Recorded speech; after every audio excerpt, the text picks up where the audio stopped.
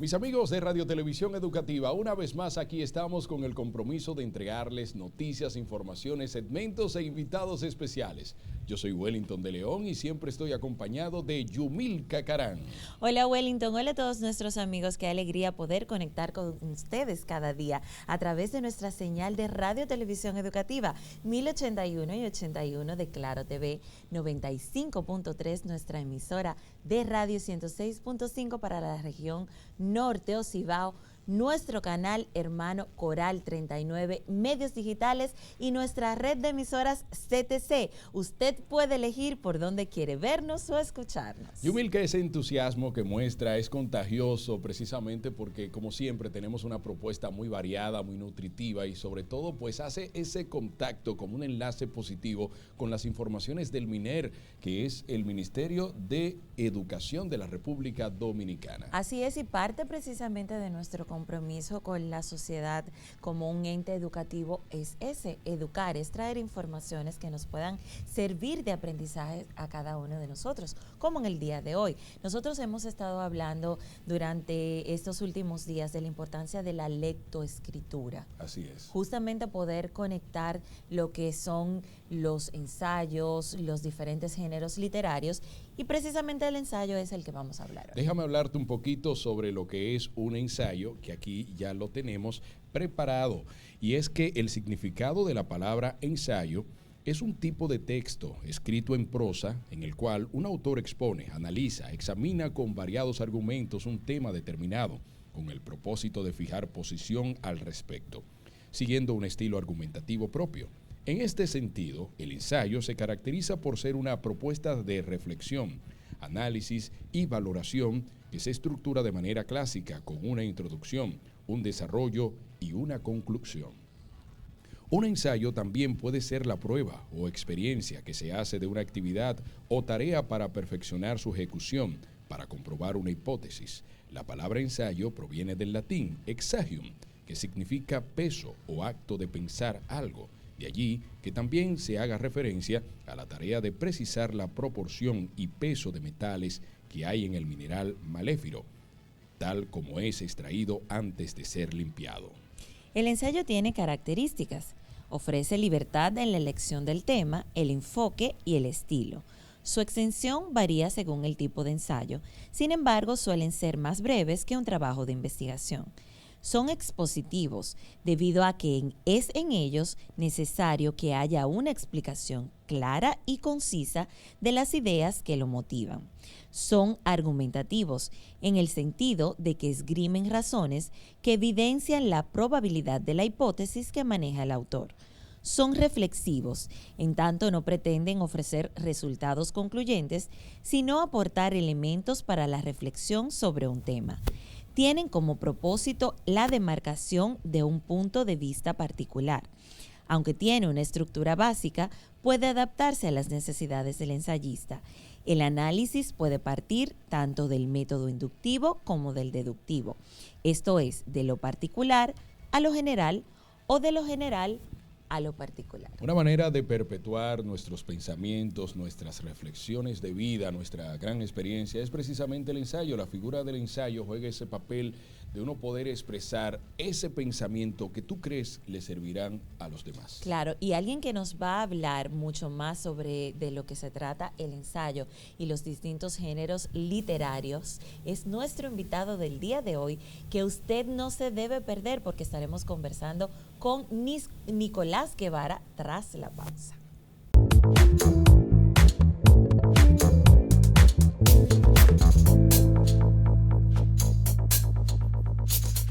Evita usar el celular mientras cruza la calle, ya que reduce el enfoque de visión mientras mensajea o realiza cualquier actividad en este aparato, pues son unos segundos donde necesitas la máxima concentración por si tienes que reaccionar ante situaciones imprevistas. Si hablas o escribes con tu móvil, detente en un lugar seguro de la acera. Recuerda, respetar las normas de tránsito nos hace mejores ciudadanos.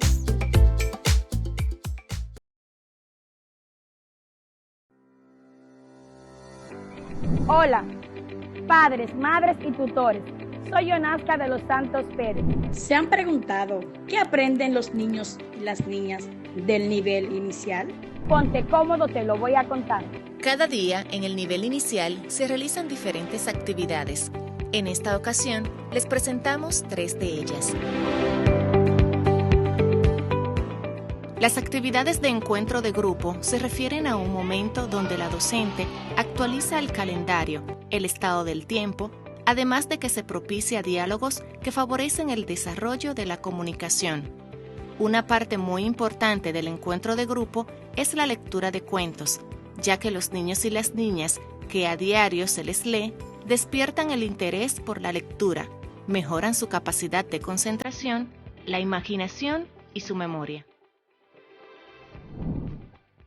Las actividades de grupo pequeño se enfocan en el trabajo personalizado con los niños y las niñas, atendiendo así al fortalecimiento de las habilidades y oportunidades de mejora de cada uno.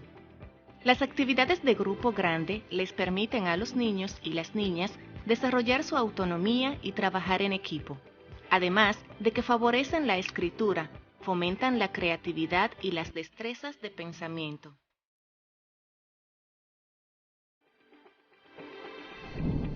La actividad grupal es uno de los momentos en el que los niños y las niñas del nivel inicial desarrollan la sensibilidad por las artes plásticas.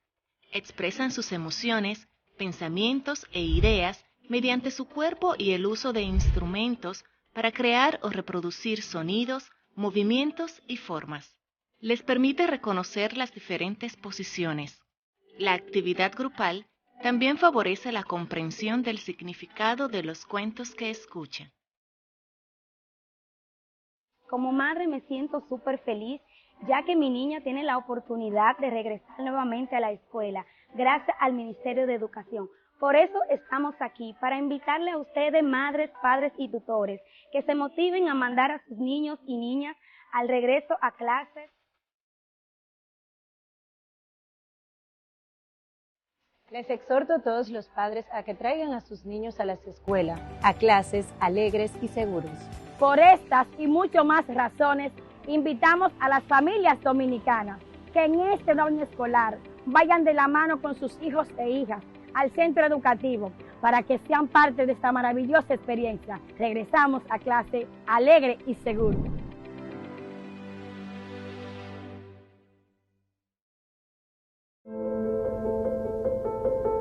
Aprende lo que es el verdadero amor. No es amor si te da miedo ser quien eres. No es amor si duda de tu capacidad intelectual. No es amor si constantemente duda de tu palabra. No es amor si te traiciona. El nombre de esto es abuso y violencia, y te mereces amor. Hay vida fuera de una relación abusiva y tortuosa. Créeme. Respeta el límite de velocidad. El exceso de velocidad es uno de los principales factores de muerte y lesiones severas en caso de incidente vial. No olvides moderar la velocidad según las condiciones climatológicas y de la vía. Recuerda, respetar las normas de tránsito nos hace mejores ciudadanos.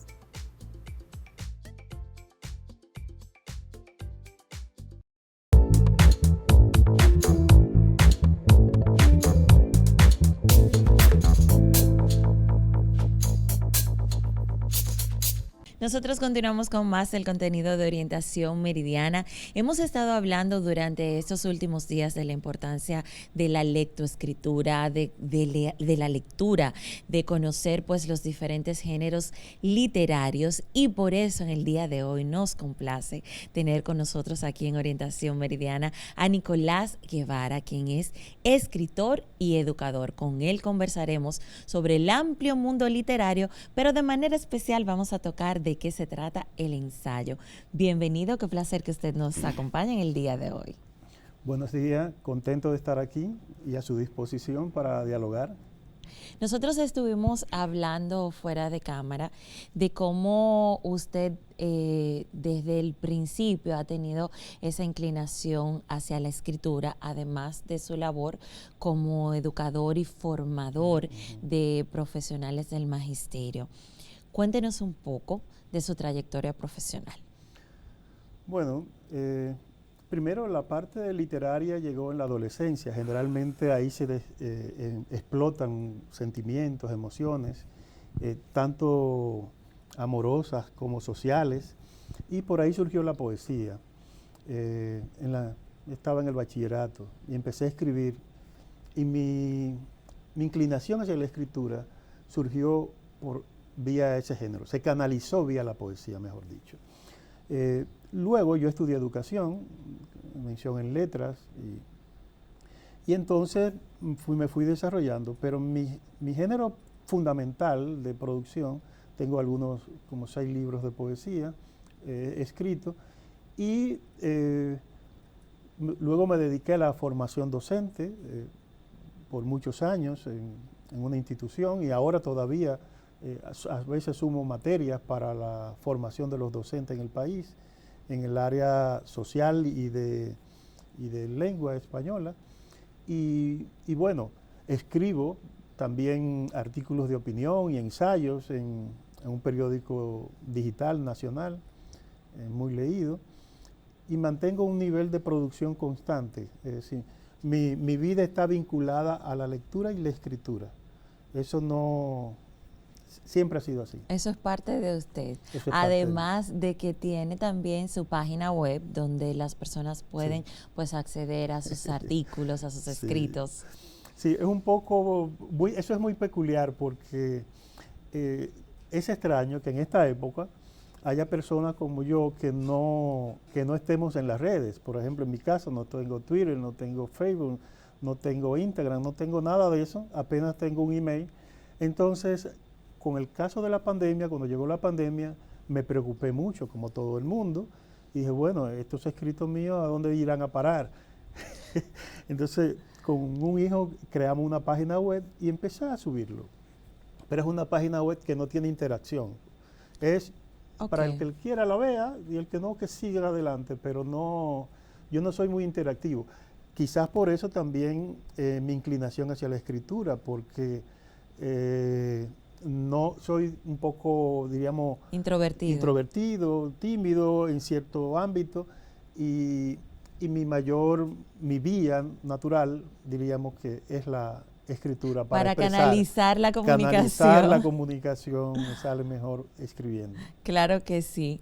Nosotros estábamos hablando de la importancia de los distintos géneros literarios y cómo un escritor, en el caso suyo, pues que se ha manejado en distintos ámbitos a pesar de que se identifica más con lo que es la poesía. Sin embargo, tiene ensayos, tiene artículos de opinión, tiene libros que no solamente están relacionados con la poesía, sino libros, por ejemplo, como la historia de la música.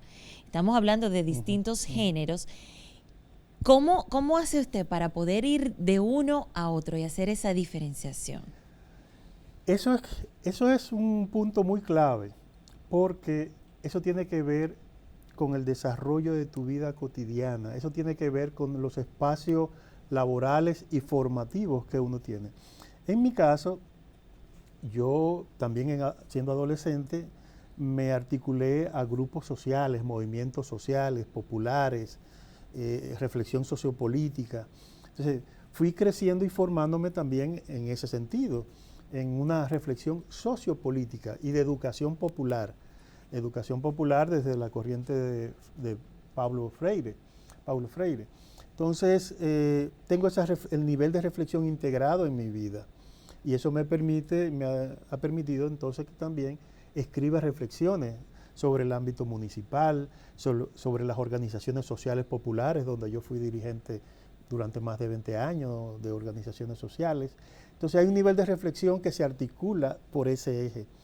Hay otro nivel diríamos, más que de reflexión, de canalización más personal, que es la poesía.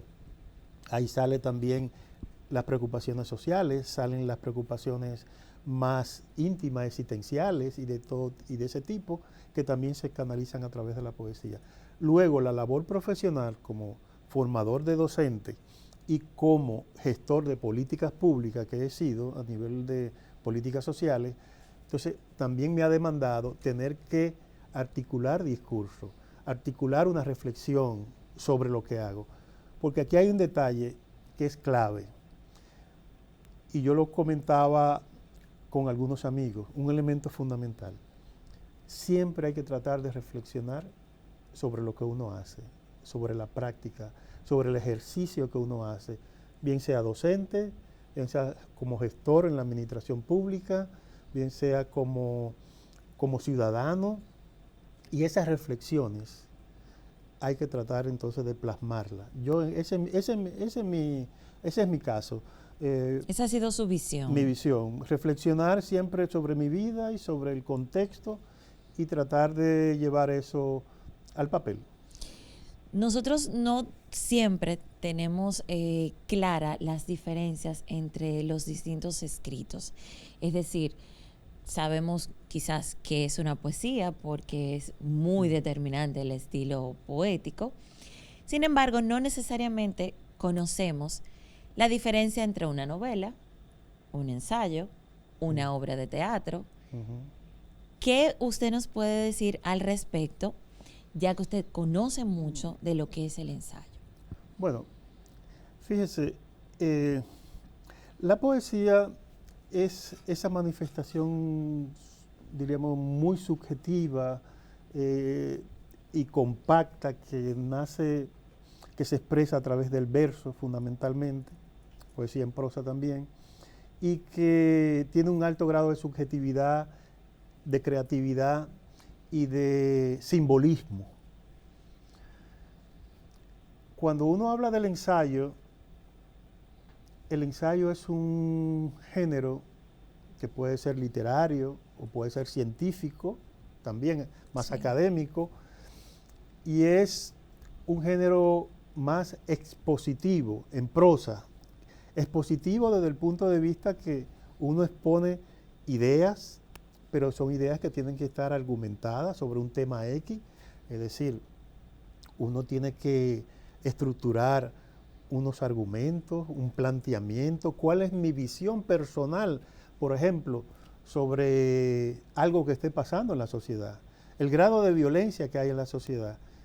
Yo puedo abordar eso como una noticia, qué ocurrió, dónde ocurrió, cómo ocurrió, o yo puedo abordar eso con un nivel de reflexión que me permita a mí argumentar cómo evoluciona y cómo surge y cómo se manifiesta la violencia en la sociedad. Entonces yo tengo una visión particular sobre y una experiencia de vida y también un proceso tal vez investigativo sobre la violencia que me permiten entonces expresar una opinión argumentada con un grado de discernimiento y con una estructura que generalmente diríamos que tiene que ser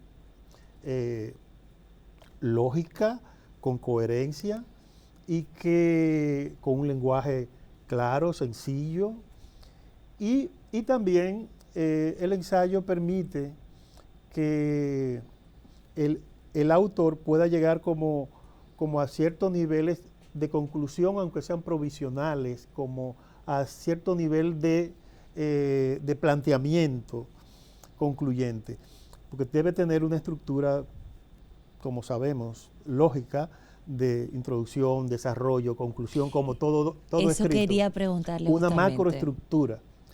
Ahora, hay un aspecto que pocas veces se trabaja en las escuelas y a veces en la universidad, hay muchas limitaciones con esto, y es que el escrito hay que asumirlo primero delimitando la situación de escritura, en qué momento yo escribo, en qué contexto. No es lo mismo yo escribir un ensayo que voy a publicar en un periódico al que yo voy a escribir en una revista académica de la universidad o científica. Claro. Entonces hay diríamos, parámetros distintos. Entonces, todo el que escribe, lo primero antes de escribir es delimitar la situación de escritura. ¿Cómo voy a construir el tema? ¿En qué situación voy a escribir? ¿En qué medio? ¿Cuáles son mis potenciales destinatarios? ¿Quiénes me van a leer? Entonces luego llega el momento de textualizar, que es una segunda etapa. Llevar al papel como esos planteamientos. Y ahí viene un proceso de colocar en el papel mis ideas y darle esa estructura lógica. Y sobre todo, asumir la escritura, que es lo que tampoco se trabaja generalmente en las escuelas y en las universidades, porque mucha gente me ha preguntado y pregunta constantemente, pero qué poesía más hermosa. A veces poesía corta, compacta, de 7, 8 versos, apenas 10 versos, y la gente dice, ¿cómo tú llegaste ahí? A veces eso sale y se trabaja de manera que ya uno la ha procesado mucho en la cabeza y te sale y compacto y ahí está. Pero generalmente es un proceso de borrador tras borrador que pasa 2, 3, 4, 5 borradores, 6 borradores, corrigiendo y dándole forma a eso. Pero eso no solo con la poesía, eso con el ensayo, con la novela. El que escribe tiene que tener el nivel de dedicación para entender que es un oficio que requiere tiempo, reflexión y formación, porque uno se va formando en la medida que uno lee, en la medida que uno corrige, que uno revisa. Es un nivel analítico de reflexión. Que investiga. Entonces eso te permite a ti que el texto luego la gente lo ve y dice, pero ¿cómo escribe? Pero esa pregunta de cómo salió ese ensayo, detrás de eso hay un largo proceso de construcción del tema, tú puedes ir de lo particular a lo general o inverso, o tú puedes estructurar cómo tú llevas los argumentos que vas a plantear sobre el tema, puede ser de la violencia o puede ser tema de la política, de la reflexión o puede ser un tema que tenga que ver con el arte, la música. En el caso mío, que como ya dijiste, terminé un libro sobre el desarrollo de la canción social, no solo en República Dominicana, en el mundo. Y eso me implicó entonces un nivel ya eso es como más una investigación. Claro. Pero lo que quiero decir es el oficio de escritor, que es lo que la gente a veces no quiere entender. Y esto lo digo porque me ha tocado vivir de cerca con mucha gente, y muchos casos de personas que tienen un libro escrito, tienen un folder con un paquete de poesías, pero no leen poesía. Quieren escribir un artículo para el periódico, pero no leen artículos de periódico. Claro. Quieren inventarse una novela, pero no leen novela. Entonces, y desconocen en muchas ocasiones la estructura que conlleva cada uno de estos géneros. Pero eso no es solo académicamente en las universidades y los centros educativos. Eso es, no hay mayor formación en cuanto a los géneros literarios y a todos, poesía, novela, ensayo, que leerlo. Claro. Y uno se va empoderando y apropiándose de técnica y de visión y de modo de abordaje. Entonces, para escribir hay que leer. Y creo que ustedes han estado abordando estos temas, la lectoescritura. La lectura y la escritura no están divorciadas, son elementos que se trabajan entrelazados, articulados. Mancomunados, van uno de la mano del otro. Uno de la mano del otro. Entonces, volviendo al ensayo, el ensayo diríamos que es un género más subjetivo también, no subjetivo porque es algo personal, no tanto como la poesía, que es ya lo máximo, pero una visión personal sobre un tema X, puede ser social, político, económico, artístico, cultural, lo que sea, cualquier tema, una visión personal que tiene que tener un desarrollo argumentado, razonado, y que implica entonces, demanda un alto nivel reflexivo propio, de discernimiento, de análisis y de búsqueda también de otras reflexiones sobre esos temas, porque eso también es importante.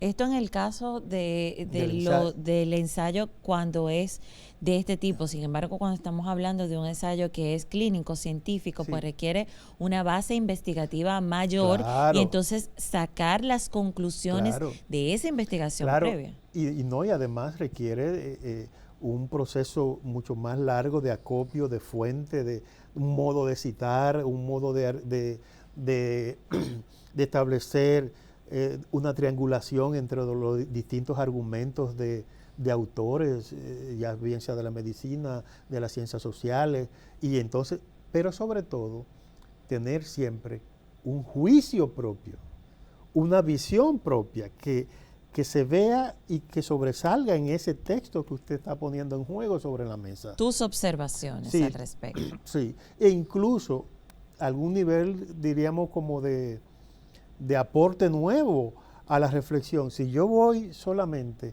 a avalar lo que han dicho otros, pues no tiene sentido. No, ahí no hay, usted está haciendo algo... Una copia. algo fraudulento prácticamente. Entonces, el ensayo requiere ese esfuerzo de pensar, de razonar, de argumentar, y entonces una visión muy crítica de lo que se está produciendo.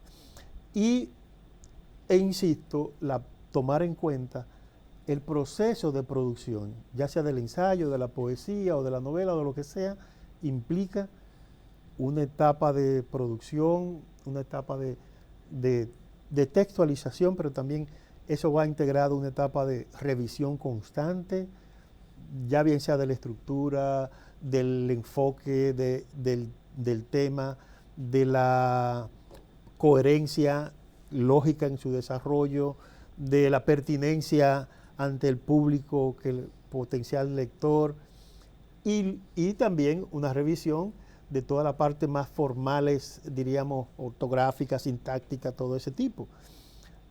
Y eso, por eso en este país, diríamos que, bueno, también es más difícil, se le hace más difícil a todo el mundo escribir, diríamos, géneros narrativos, porque demanda una gran dedicación, y con el modo de sobrevivencia que tenemos, que hay que...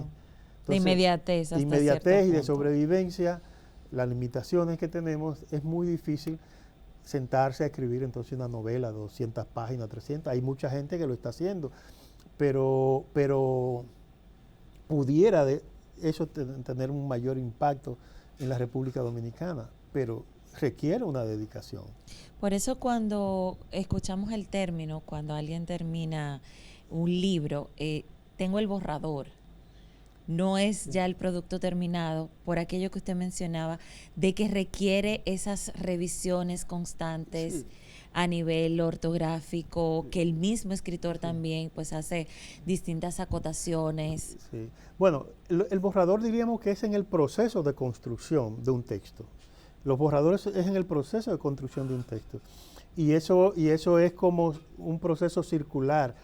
Yo puedo estar escribiendo un ensayo de 30 páginas, de 25, y cuando estoy desarrollando un tema o un subtema que estoy en la página 17, puede surgirme algo y volver a la página 2 y mejorar la página 2 que estoy escribiendo. Es decir, y generalmente los escritores, la primera, y no los escritores, también es un principio lingüístico, académico. Lo primero que se revisa no es la ortografía. Lo primero que se revisa son las ideas. Esas son las ideas que yo quiero plasmar en ese texto. Eso es todavía mucho más importante que luego la ortografía y la edición más al final. Lo primero son las ideas. Esas son las ideas que yo quiero expresar. Están bien expresadas. Tengo que darle un giro. Tengo que mejorarla. Me falta algo.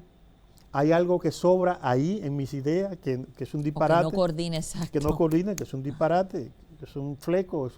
Entonces, está la secuencia lógica en el desarrollo del texto. Hay una macroestructura con una secuencia que lleva a un proceso, y luego viene la revisión ya más ortográfica y de esas cosas.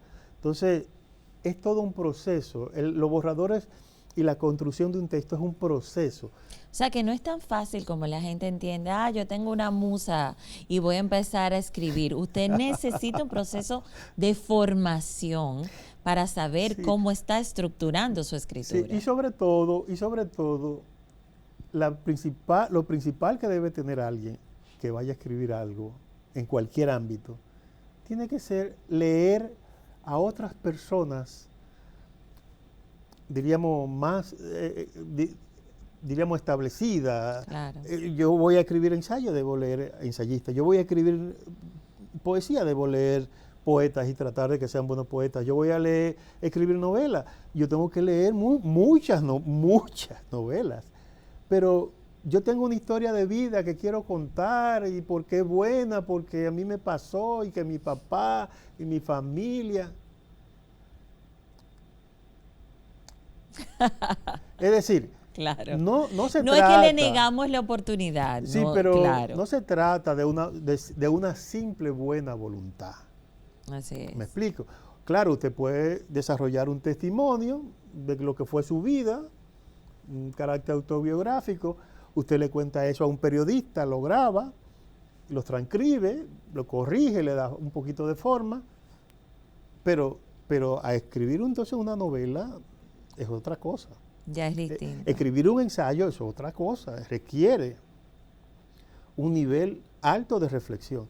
Y diríamos que una entrada para el ensayo, para seguir con esta idea que hemos tomado en el día de hoy, clave, puede ser empezar escribiendo pequeños artículos de opinión, donde usted se ponga en juego con sus ideas a partir de hechos que ocurren en la sociedad cotidiana, como ya lo decíamos, la violencia de género, la violencia intrafamiliar, el dembow.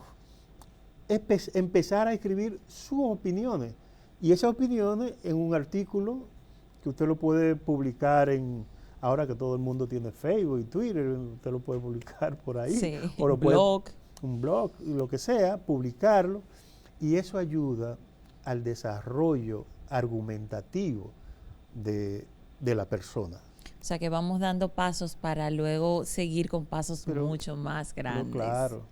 Nicolás, para nosotros ha sido realmente un placer conversar contigo. No me quiero despedir sin que por favor compartas con las personas que nos están viendo cuál es la página web donde podemos encontrar tus escritos. Sí, bueno, yo generalmente escribo en Acento, en el periódico Acento Digital. No escribo semanal porque no me gusta justamente escribir opiniones. Trato de escribir pequeñas reflexiones. Yo llamo pequeñas reflexiones. Son como ensayos breves lo que publico en Acento. Por eso escribo a veces 2 o 3 semanas, un mes. Pero tengo una página web, como muchos de los que me conocen saben, no estoy en las redes, en ninguna otra redes. Tengo una página web que se llama nicolasguevara.com. Y ahí tengo poesías, reflexiones sobre el ámbito educativo y reflexiones sociopolíticas. Y lo último que estoy escribiendo mucho es sobre la música, ese tipo de cosas. nicolasguevara.com. Bueno, pues ya ustedes saben, pueden encontrar mucho más de Nicolás Guevara en nicolasguevara.com. Nosotros vamos a despedir este segmento, pero vamos a continuar con más de orientación meridiana tras una breve pausa. Así que les invitamos a todos ustedes a que se queden ahí porque regresamos con más.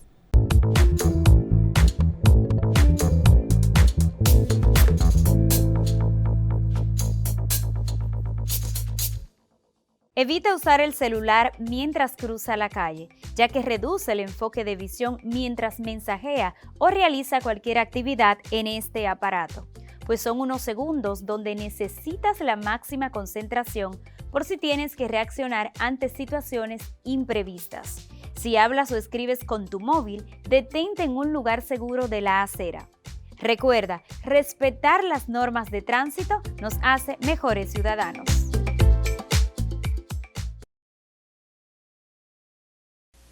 Las buenas prácticas docentes son todas aquellas intervenciones que realiza el docente en el proceso enseñanza-aprendizaje para maximizar sus resultados positivos, promoviendo una educación integral, minimizando el fracaso y la deserción escolar. Entre ellas podemos citar la planificación de las clases, la evaluación de procesos y resultados, implementar estrategias de motivación y enseñanza, incentivar el trabajo cooperativo.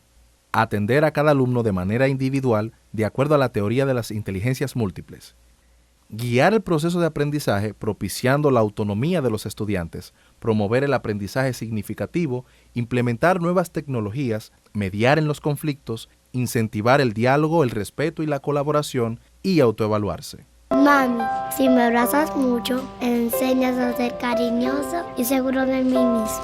Papi, si juegas y cantas conmigo, aprenderé a hacer muchos amigos y amigas. Dar el seno a mi hijo y ponerle sus vacunas lo hará crecer sano y fuerte.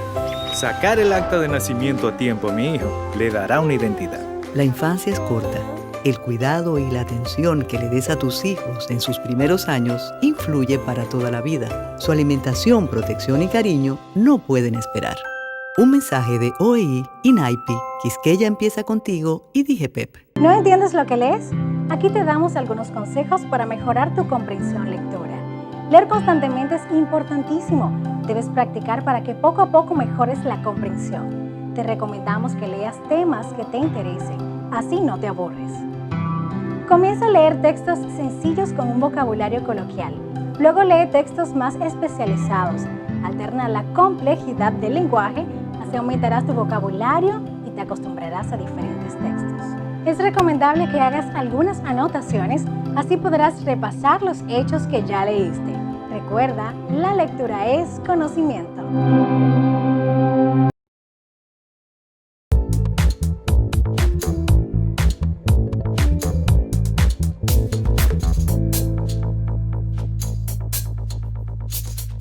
Nosotros continuamos con más del contenido de Orientación Meridiana tras la entrevista que realizamos con el escritor y también formador docente Nicolás Guevara. Nicolás Guevara demuestra la pasión, el sacerdocio que tiene y ese compromiso con esto de formar a las nuevas generaciones a través de sus escritos, a través de los ensayos, de la poesía, de la narrativa, como bien hablábamos. Así es, vimos cómo pues usted puede transitar los distintos géneros literarios teniendo en cuenta que es de suma importancia, tanto la lectura como la escritura, la estructura que se utiliza, el usted poder expresar las opiniones que tiene dentro de una base investigativa, objetiva y en ocasiones subjetiva. Sin dudas, uno de los mejores hábitos que forman al ser humano es la lectura.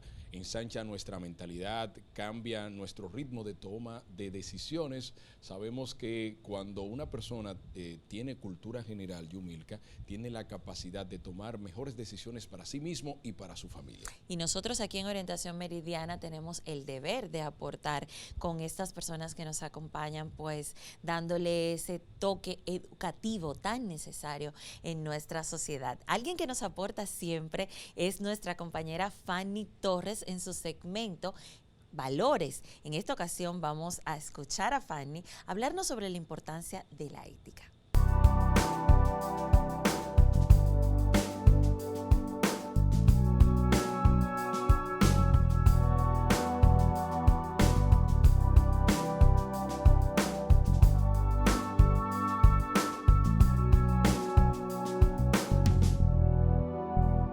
Hola, soy yo.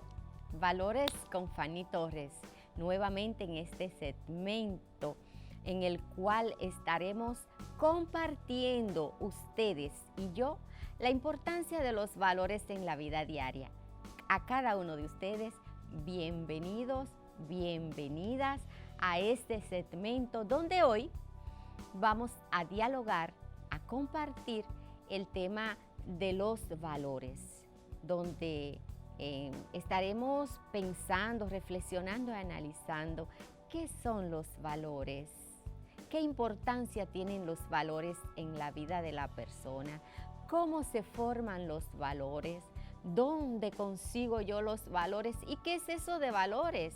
Un tema que en la actualidad hasta tiene ciertas controversias porque muchas veces podemos llegar a pensar que hablar de valores es algo ya pasado de moda, que eso no importa, qué son los valores, que los valores van a depender de lo que yo creo y de lo que yo pienso. Pues miren, queridos amigas y amigos, realmente los valores son parte de la persona. Es de lo que me hace a mí ser diferente a usted y a los demás. Los valores me llevan a tomar decisiones oportunas entre varias opciones. Conforme a mis valores, yo tengo la oportunidad de decidir lo que me conviene o lo que no me conviene.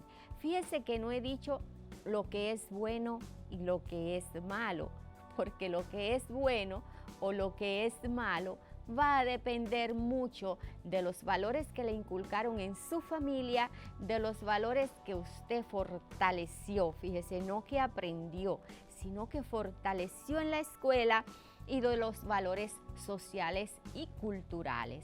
Por eso no digo que hay valores buenos y valores malos, porque el valor es el valor. Nada más se define un valor. En la vida nosotros podemos ver los valores desde diferentes puntos de vista, pero los valores son en sí mismos, nada más justifica, ni define, ni hace que un valor sea mejor que otros. Por ejemplo, usted dice, ay, si yo tuviera una casa grande, yo sería feliz. Si yo tuviera un carro nuevo, yo sería feliz. Ay, si yo tuviera una pareja, yo sería feliz. Y el niño diría, ay, si me compran un carro nuevo, si papi compra una casa grande, si yo estuviera en la playa, si yo estuviera en un parque, si yo me pudiera juntar con mis amiguitos, yo sería feliz. O sea que hay muchas cosas externas que nos hacen felices. Entonces, a propósito de eso, pensemos que usted va caminando por la playa o por un camino X y usted va diciendo, si yo tuviera tal cosa, yo sería muy feliz. Si yo tuviera a mi mamá viva, yo sería muy feliz. Si yo tuviera a mi papá y mi mamá que no se hubiesen divorciado, yo sería muy feliz. Si de niña a mí no me hubiesen dado tanta pela y tanto maltrato, yo sería muy feliz. Y de pronto usted se encuentra una bolsa llena de bolitas. Y en esa bolsa usted sigue diciendo yo sería feliz. Usted cada vez que va diciendo por lo que usted sería feliz, usted tirar una bolita. Al final usted le queda una sola bolita en su bolsita, y cuando usted llega a su casa, usted sigue pensando todo lo que lo haría feliz en la vida. ¿Y qué sucede? Que cuando usted toma la última bolita que había en la bolsa, lo que hay es un diamante. Usted se imagina, usted tiró una bolsa de diamantes por no darse cuenta que ahí en esa bolsa de diamante a lo mejor estaba lo que lo hacía feliz. Así mismo es la vida. Tenemos en nuestro quehacer, en nuestro caminar, tantas oportunidades de ser feliz. La felicidad va a depender de mis valores. Si para usted es un valor el tener, porque hay valores materiales y hay valores espirituales.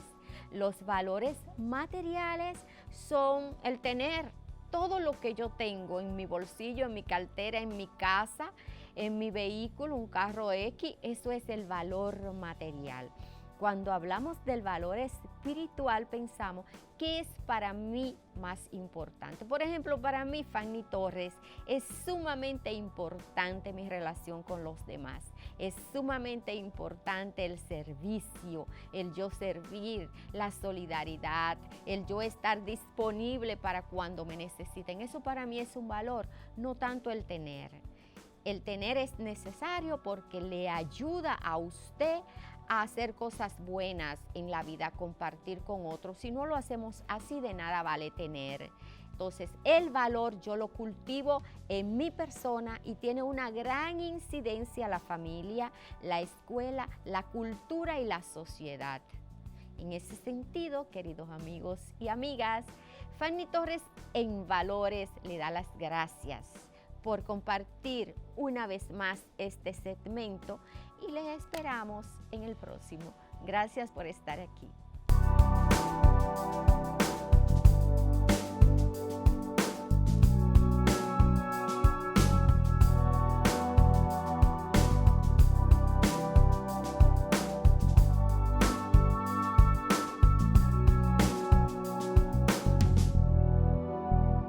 Llega el momento de disfrutar de uno de los segmentos que marcan la diferencia en cada uno de los episodios de Orientación Meridiana. Hablamos sobre las cátedras ciudadanas. Siempre tenemos un tema interesante. Veamos este.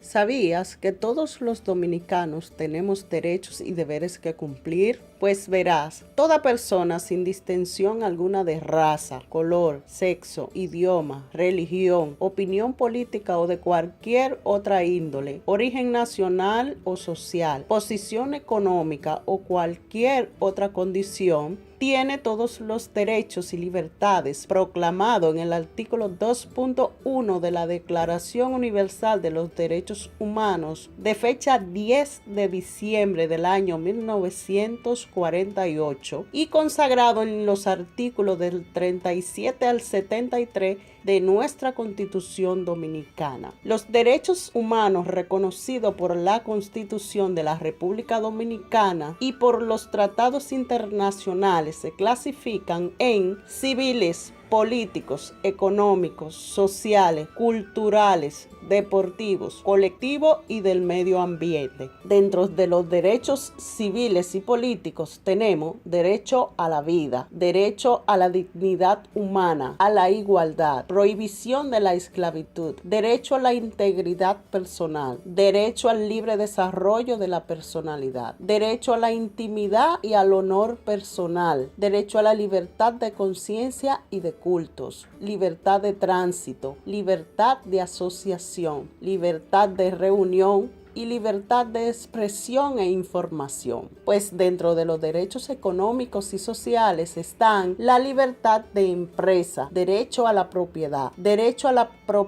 intelectual, derecho del consumidor, seguridad alimentaria, derechos de la familia, protección de las personas menores de edad, protección de las personas de la tercera edad, protección de las personas con discapacidad, derecho a la vivienda, derecho a la seguridad social, derecho a la salud, derecho al trabajo, derecho a la educación. Y dentro de los derechos culturales y deportivos tenemos derecho a la cultura, derecho al deporte. Asimismo, dentro de los derechos colectivos y del medio ambiente tenemos derechos colectivos y difusos, protección del medio ambiente. Y dentro de las garantías de los derechos fundamentales están garantía de los derechos fundamentales en cuanto a la tutela judicial efectiva y el debido proceso, el habeas data, acción de habeas corpus y acción de amparo, nulidad de los actos que subvierten el orden constitucional, deberes del ciudadano. Dentro de los deberes del ciudadano están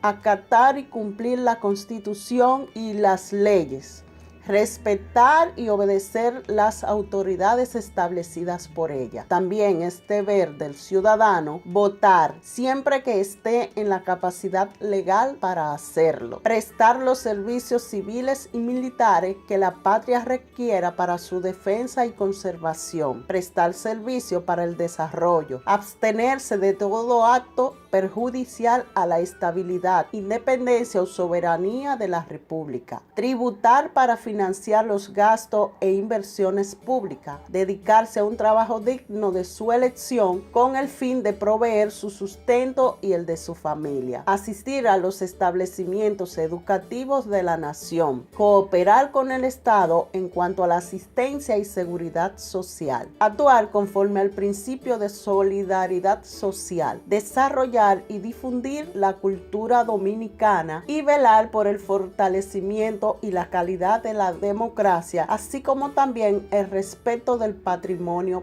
público. Mantener nuestro cerebro activo a través del aprendizaje es algo que debemos nosotros como seres humanos mantener siempre. Y yo cada día aprendo algo nuevo a través de nuestras cátedras ciudadanas. Y es que es uno de los logros más significativos del MINER. Las cátedras ciudadanas han quedado para siempre ahí instauradas en nuestro currículo y qué bueno que son acompañadas con estos audiovisuales, trabajos que impactan de manera positiva a toda nuestra sociedad escolar. Ahora, Yumilka, vamos a pasar con Patricia del Jesús, nos trae nuestro resumen de noticias. Adelante, Patricia.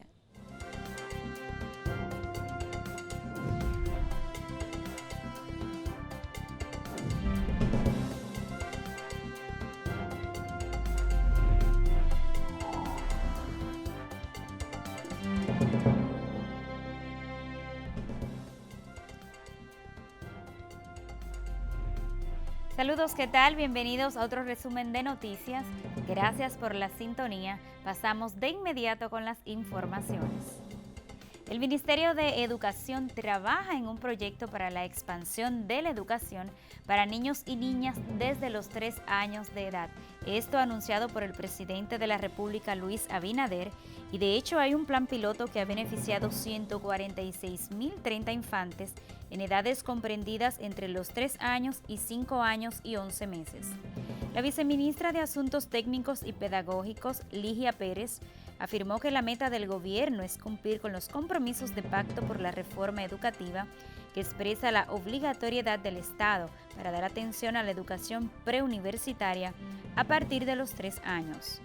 Dijo que también la estrategia de gobierno 2020-2024 plantea ampliar la cobertura de los servicios educativos para garantizar la educación pública gratuita, obligatoria y de calidad en el nivel inicial a partir de los 3 años.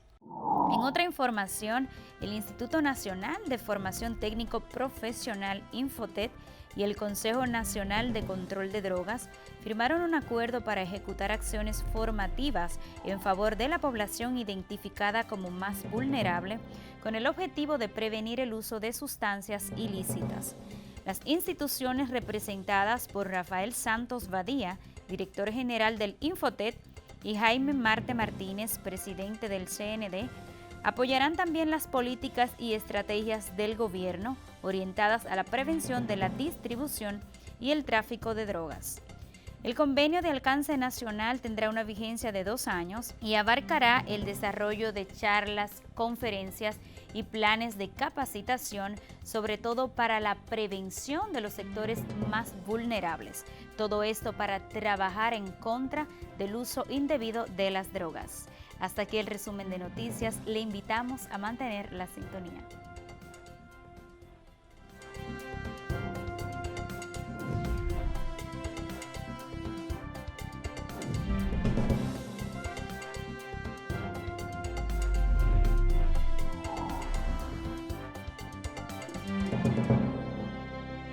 Gracias, Patricia, por mantenernos al tanto con las últimas informaciones del mundo de la educación. Yumilka, tengo una noticia. No sé si te va a gustar. ¿Cuál? Es que llegamos a la parte final de la edición de hoy de Orientación Meridiana. Tú sabes que a mí no me gusta decir adiós, me gusta decirles hasta luego, porque tenemos el compromiso de regresar cada día con nuevas informaciones y con una nueva entrega de Orientación Meridiana. Les esperamos a través de Coral 39, toda la red de emisoras del CTC, nuestras emisoras, tanto la 95.3, 106.5 para la región norte. Y todas nuestras plataformas digitales. Nos vemos. Hasta la próxima.